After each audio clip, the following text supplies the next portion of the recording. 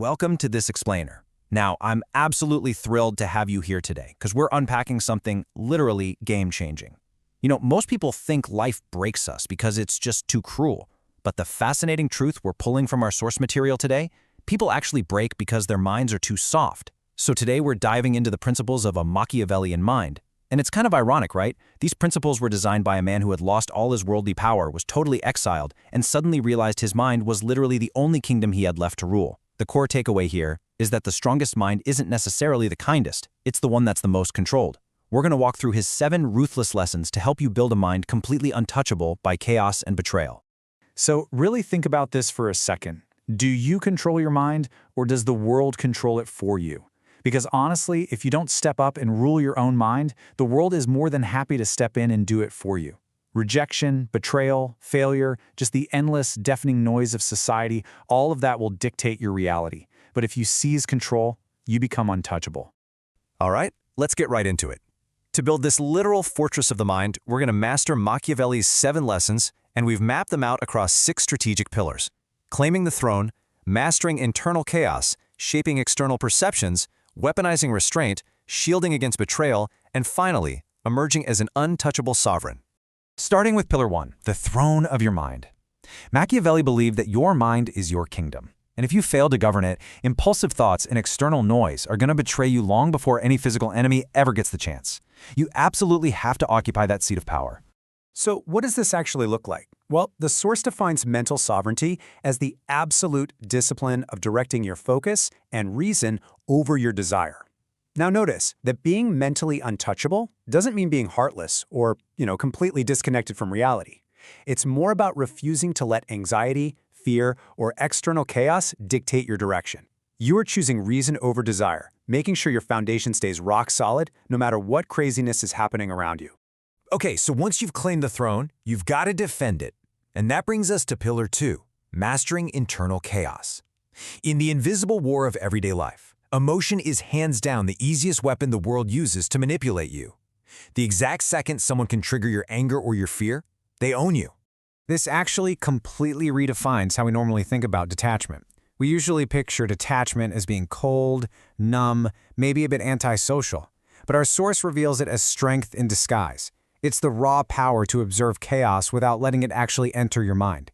It's like standing totally still and watching a temporary emotional storm pass right by you without chasing the thunder. You still feel it, sure, but you absolutely refuse to let it rule you. Look at the stark contrast here between the fool and the wise. Uncontrolled emotion is really just vulnerability disguised as honesty. When you react instantly to a slight or an insult, like the fool, you're just exposing your triggers. You're basically handing people the remote control to your own brain. But the wise mindset, it stays perfectly still. They observe. They realize they aren't their emotions. They're the consciousness watching those emotions. So they respond with deliberate strategy, keeping their power totally intact.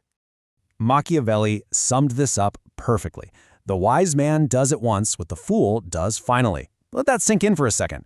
The wisdom is entirely in the control. It's choosing to respond only when it actually serves your purpose, rather than just immediately collapsing into a reaction that, let's be honest, you're inevitably going to have to correct later. All right, having mastered the inside, we turn outward. Pillar 3 is shaping external perceptions. See, the world isn't ruled by truth, it's ruled by appearance. In every single room you enter, there's this invisible war for dominance, and to win it, you have to shape how the world sees you by appearing completely calm and thinking completely cold. Men judge by the eye rather than the hand because everyone can see but few can touch. This observation from Machiavelli changes absolutely everything about how we interact. The world reacts to what it sees. People decide your value and your strength based on your posture and your calmness way before they ever actually test you. If you look completely unbothered while facing chaos, you are automatically perceived as strong. So how do we actually pull this off and project that superiority? The source gives us 4 incredibly actionable steps to control our image, without speaking a single word of defense. First, control your tone. Keep it low and steady. Second, maintain a calm, steady gaze. Third, move slowly. Don't rush around or show physical anxiety. And fourth, and honestly this is genuinely the most unnerving one, smile when they expect rage. That level of composure completely terrifies unstable people and forces everyone else to play on your terms. Which perfectly sets up Pillar 4, the weapons of restraint. Most people think they need to be really loud to be powerful. But the reality is, the more accessible and talkative you are, the less you're actually respected. Silence and absence are your real weapons. So the crucial point here is that scarcity is the essence of influence. Speak less, reveal less.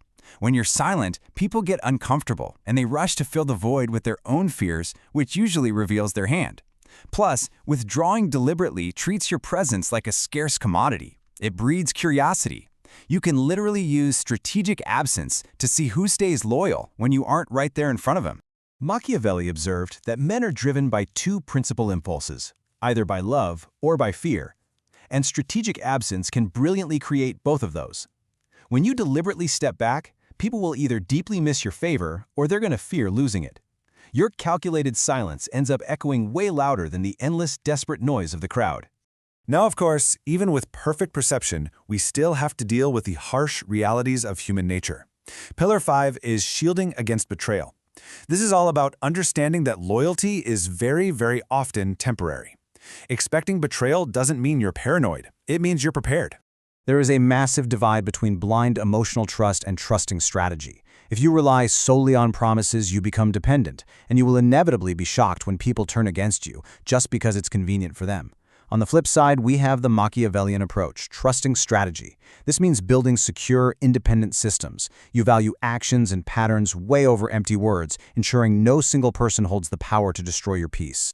As the source so profoundly notes, the promise given was a necessity of the past. The word broken is a necessity of the present. Listen, people shift their loyalties when the winds change and it benefits them. Never take it personally. Just treat it as data. When you expect betrayal, you stop fearing it, and your strategy becomes an impenetrable shield. Which brings us to our final stage, Pillar 6, becoming the untouchable sovereign. This is where all 7 of these lessons combine to form a mental fortress that simply cannot be breached. To hardwire this fortress into your mind, the source provides a series of really powerful affirmations. Let's adopt this first one right now. I choose strength over emotion. This is the ultimate prioritization of discipline over reactive feelings. You feel, sure, but you do not fall. Second, I control my image. You are the sole author of your narrative. Stop chasing validation and start commanding respect by intentionally directing exactly how your energy is perceived by everyone around you. Third, my silence speaks power.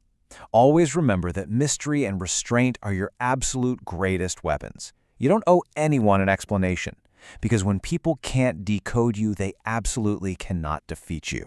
And finally, I trust strategy, not sympathy. This solidifies the whole transformation. You are a cold, calculating, and prepared thinker. You build gates, not walls, and you rely on systems rather than the fickle promises of other people.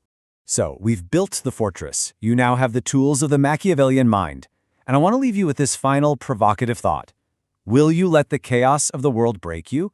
Or will you step up, rule your mind, and become truly untouchable? The choice is entirely yours. Thank you so much for joining me on this explainer. Keep your